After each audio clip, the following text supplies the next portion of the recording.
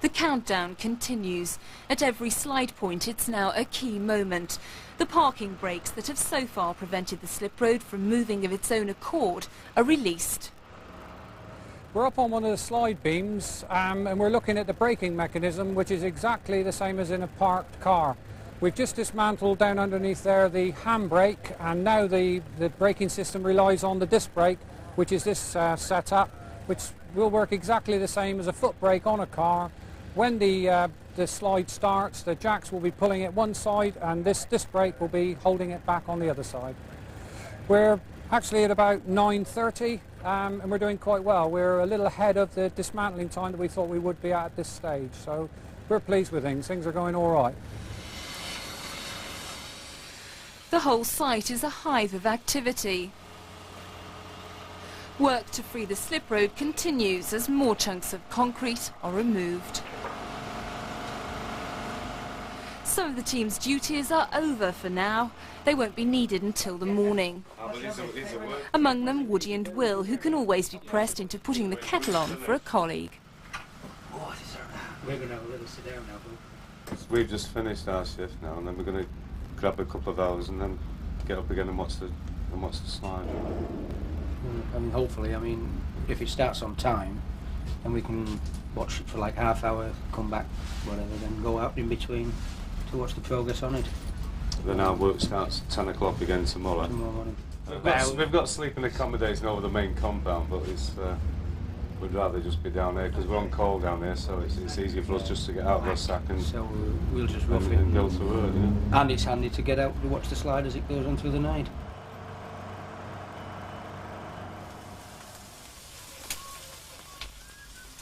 A hungry worker is not a happy one, and towards midnight the caterers begin their pre-slide fry-up for the men and women who'll be working throughout the night.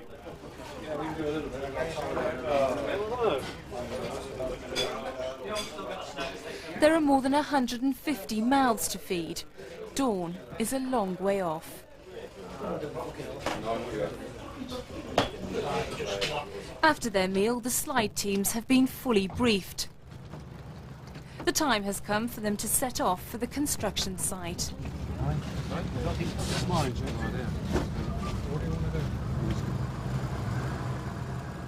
It's a short drive to the 10 slide tracks along which the bridge will make its historic journey. It's now 1 o'clock in the morning. The waiting is over. At every slide point, final checks are being made before the task in hand can begin. On the radio now, each of the slide monitors are giving their position. In other words, that all the same measurements should be going through, just to check that everything is actually ready to move.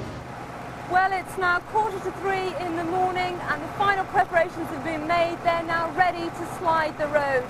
It's been described as the most ambitious project of its kind ever undertaken in the world. This small, unassuming container is the nerve centre for the project. Let's go and have a look and see how they're getting on.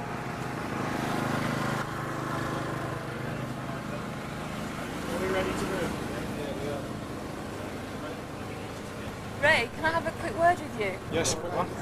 You're in charge of the project. It's almost time to go. How are you getting on? We're just set now. We're ready. It's taken a bit longer than we thought to actually set everything up, but we're ready now and we're just about to go. So we just want to get on with it now and hopefully finish as smoothly and as quickly as possible. How are you feeling at this moment? Quite tense? Nervous. And then at 2:50 it began to move. Control to all stations, we are going over.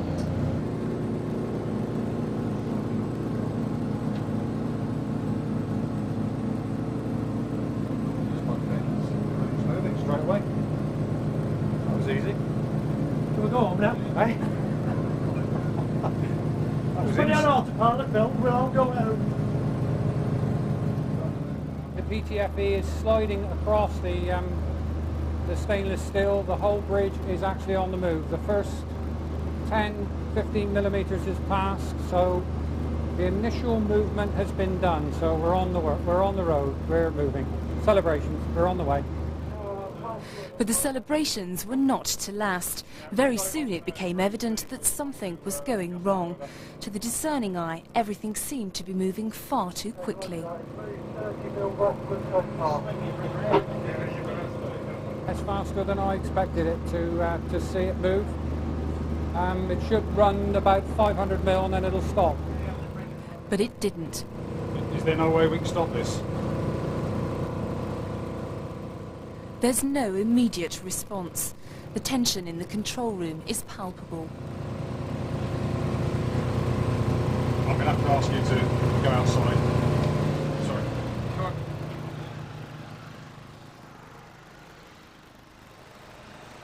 For 10 long minutes there's uncertainty. The bridge has been moving under its own momentum. It was always going to be an unknown quantity. Nothing on this scale has ever been done in the world before. The first pull by the hydraulic jacks had to be strong enough to get 5,500 tons on the move. They'd been too effective. The entire length of the bridge should be moving at the same speed, but this has not been the case. The Exeter-bound end has moved by just over a metre, and the Plymouth end has only moved by 600 mil, which is, it's obviously moved twice as far the top end as it has the bottom end. There'll be no real strain on the structure because it will have, it won't have bent. It will have gone further at the top and not as far at the bottom, but effectively it'll be in a straight line, so that's not a problem. But it's a setback they could have done without, causing an unexpected delay while designers decided what to do next.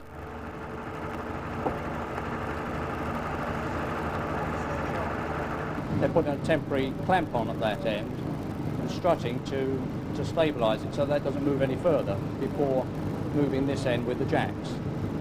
So you'll basically bring this end in line with that end? That's correct, yes. That initial pull had encountered far less friction than anyone had anticipated, and when the bridge set off, the brakes hadn't had time to bed in properly, and so didn't respond immediately. Yes.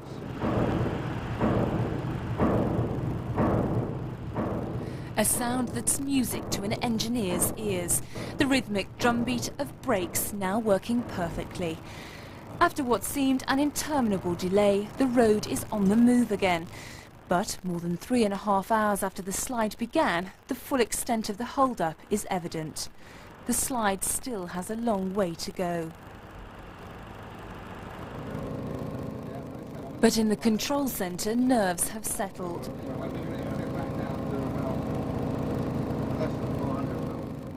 The tape display monitoring the slide's progress is now moving at a more measured pace. Slide controller Bill Bowley, as attentive as ever, is a much happier man now the system is working properly.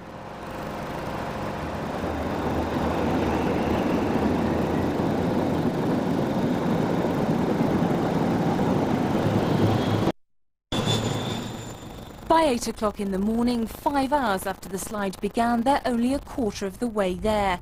The slides moved 3 metres and more than 1 metre of that was in those first 10 minutes. A time-out is called for the teams to recharge their batteries. Then the pace quickens. In just 1.5 hours after breakfast, the distance achieved is doubled. They're now halfway and gaining momentum. Oh, very tired, but quite relieved as well that it has gone as well as it has. The whole thing went through a few tense hours very early on, didn't it? What was it like there? A bit depressing actually. Everyone was tired and sort of morale was very low, but then it started to pick up again, and I think with the sunrise this morning, optimism sort of came back and everyone got back into it again, so the mood lightened a little bit then. It's going very well now. We've gone through the halfway stage. We're slightly behind schedule, but we're picking it up again. The restraint system is working well, and the pulling system is working well. It's right on, it's parallel to where it should be, so it's all systems go into the final stages now. What are your thoughts like now compared to what they were at, say, 3:30 this morning, when you hit a step with one end of the bridge sliding more quickly than the other? Well, the apprehension is over now because we've been able to control it, and we got it right first time. Sometimes in these affairs, you have to have 2 stabs at it, but the first thing we tried worked, and it came round in very easily and into its true position, and we haven't looked back since. The eerie drumbeat continues as inch by inch, minute by minute, the road is hauled to its new position. The rain continues unabated, the progress evident even through the midday mist.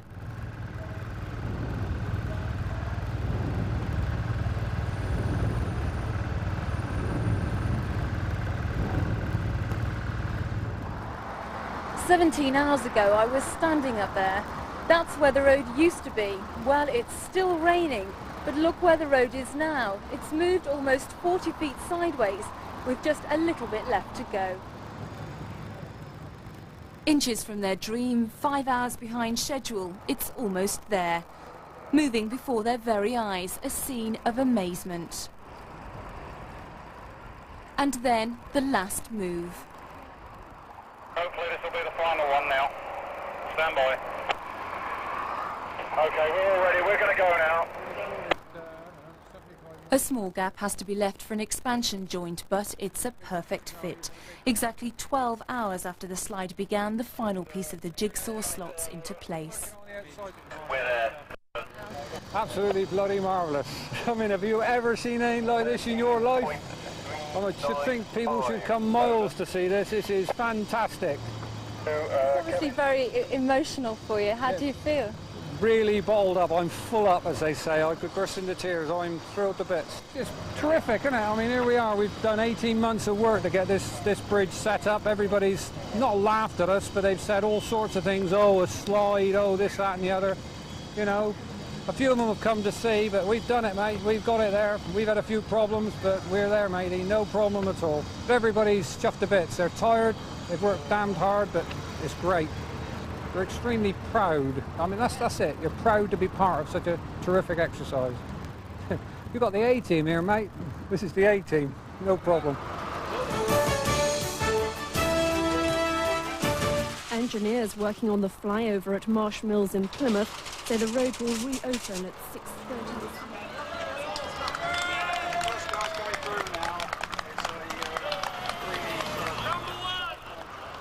Unaware of its own place in history, the first car takes to the road just 48 hours after it all began. It's been an exhausting weekend for all those involved. A new world record has been set, and they've got it all to do again when they slide the Plymouth-bound slip road into its new position. For now, though, the celebrations will go on long into the night. Well done, everybody. Thank you very much for your efforts. And another day they'll send us somewhere else to do something else. Hopefully as spectacular as this, but I doubt it.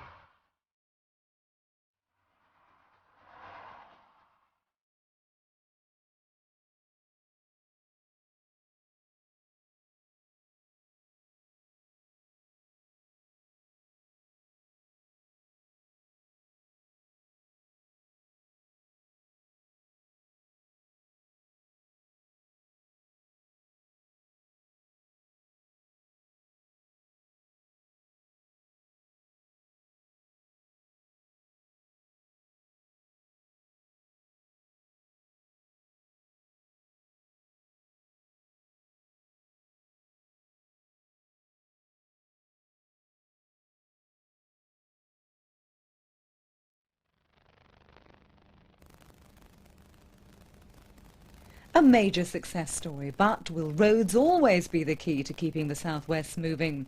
Transport, the debate for close-up talkback on BBC local radio stations now. The numbers to call 01752 269611 or 01872 222222.